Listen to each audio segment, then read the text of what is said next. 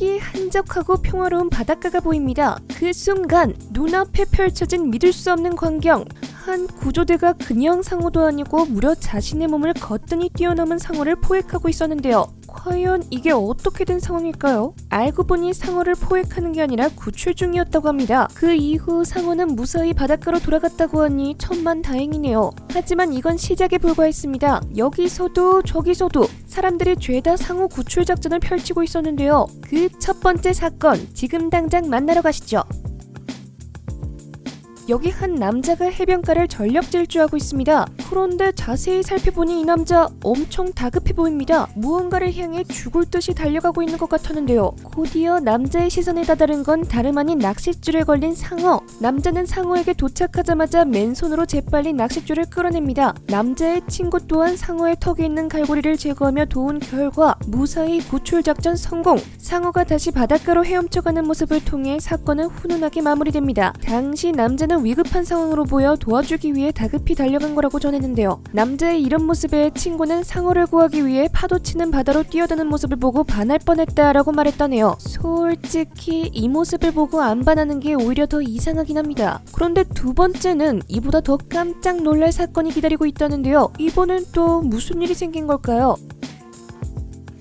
사건의 장소는 바로 캐나다의 한 해변. 그곳에서 발견된 건 바로 전 세계에서 가장 큰 상어 중 하나인 그린란드 상어였습니다. 본래 북극곰이나 술로까지 잡아먹을 만큼 최고 포식자로 알려진 그린란드 상어. 그래서였을까요? 상어의 입속에 있었던 건 아니나 다를까 커다란 사슴 시체였는데요. 그런데 이 상어 어딘가 힘들어 보입니다. 알고 보니 상어가 사슴을 다 삼키지 못한 채 목에 걸려 죽을 위기에 처해 있었는데요. 생사가 오고 가던 아주 위험한 상황에 당시 이 상어를 발견한 남자는 곧바로 행동 개시. 친구와 함께 시체를 밖으로 끄집어내어 상어의 목숨을 구했다고 합니다. 그리고 잠시 후 상어가 다시 숨을 쉬기 시작하며 물속으로 헤엄쳐 들어갔다고 하는데요. 이 남자가 아니었으면 상어는 지금쯤 황천길을 건너고 있지 않을까 하는 생각이 드네요. 하지만 이 사건도 다음에 비하면 세 발의 피였습니다. 마지막 사건은 온 마을 주민들이 합심하여 구출 작전을 펼쳤기 때문이죠. 바로 만나러 가보실까요?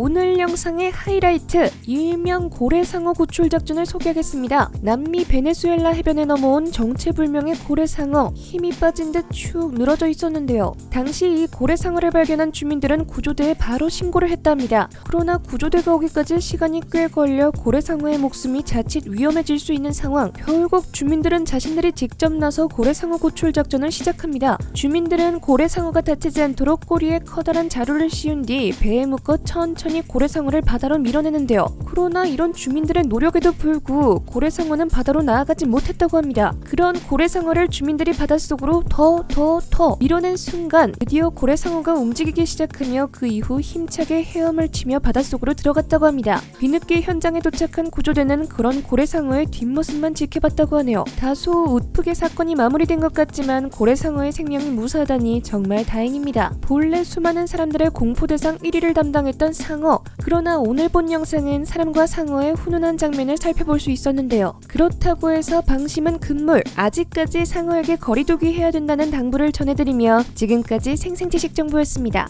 감사합니다.